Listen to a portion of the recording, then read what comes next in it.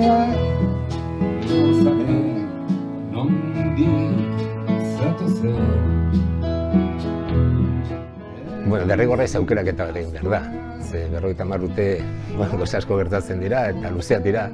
Eta gainera, produkzio asko egon dira, 22 diska, orduan, aukeraketa horretan, bueno, gauza batzuk, kantu batzuk, adierazgarriak direnak ere kanpoan geratzen dira, baina asmoa da tarteka egitea, hamarkadaka, lehenengo hamarkadan, adibidez, kantu bigarrenean beste 5, hirugarrenean 4, eta gero, konpainia honekin, musikari hondiekin, abesbatzaekin, eiasoekin, dantzak ere egongo dira, eta gonbidatuak ere, bideotxo bat egongo da, orduan, motibatzea da gaia, eta ona heltzea, bihotzera heltzea, hori da gure asmoa.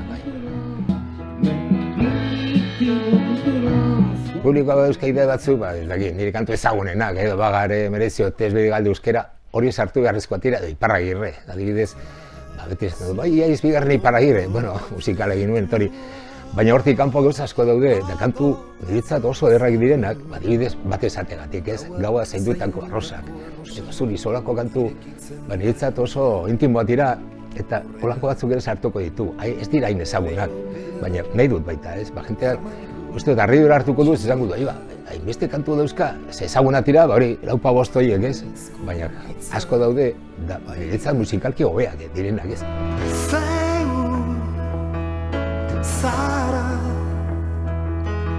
Motivazio ederrena da emozioa, eta hori sortu behar du kontzertu batek, hau da, zu era baten sartzen zara eta beste baten atera zara kontzertutik. Orduan, hori ez baduzu lortzen, azken baten berdintxo ateratzen bazara, ez da zer gertatu, zerbait gertatu behar da. Begi belztu, beltzarana. Bueno, niri dana, ni gazte-gaztetan ezin nintzen.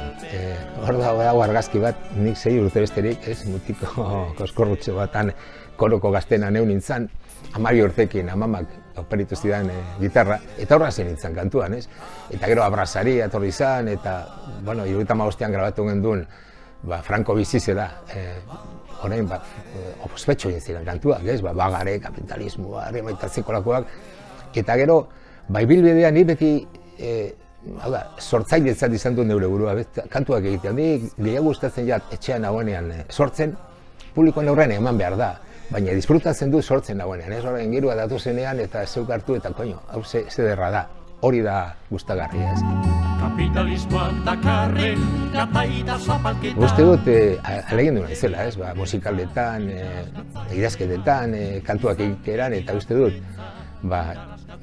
oraindik jarraitzaileak izatea, badakit, 20 edo 18 urteko horik behar bada gutxi egongo dira. Baina nire dainek adinekoak edo gazteago egongo direlakoan, Mereziote, bakarrik egotea, geroan ere. Nik neuzkan, 15 urte besterik, eta nire behar da lehenengo kontzertua ikustera jo nintzena gure horreko kantariak, Etorri ziren Arratiara, zinema bat egoan, eta goiz baten zen igandia goratzen naiz, etorri ziren, Benito Letxundi, Xabier Lete, Lourdes Illondo, eta uste dut Mikilagoa. Karo, guretzat, referentea ziren. Nik zer pentsatu nuen, nik ere egun baten kantari izan nahi dut. Holako, eta horrean, referenteak izatea beti da ona, Gogorapenak izatea oso ona da, esan geratzeko, Zai gustatzen, melankolia, gari onak ziren, garetik egon dira.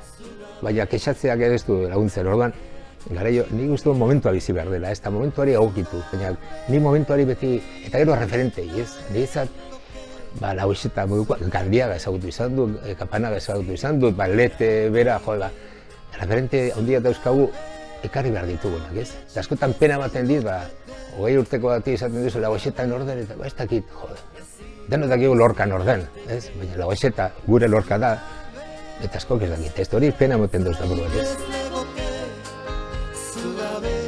Bueno, erdal giroan bizi garelako, zaretan erori eta badirudi gaur ez dala interesatzen aurrekorik, Momentuan bizi gara eta hori, gaur dana ikuskizuna, arintasuna, sakontasuna falta delakoan uste dut nik, Eta nik uste dut beharrezkoa da, bai letretan, musika bertan ere, sakontzea, hausnartzea, hori galdu delakoan, Badirudi gaur dala espektakula egin behar da eta ala modukoa, eta, bueno, kantatzea ondo txarto berdin da, espektakulo egitea, espektakulo egin behar da, baina zentzuz,